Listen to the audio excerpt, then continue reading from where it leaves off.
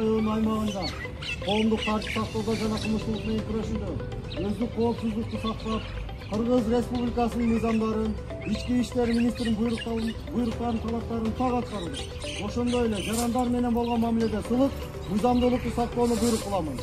Оңго жумуш орундарга алдыга карай. Кадам, да. Биздин Сыздар райондук ички иштер бөлүмүнүн имаратына кош келипсиздер.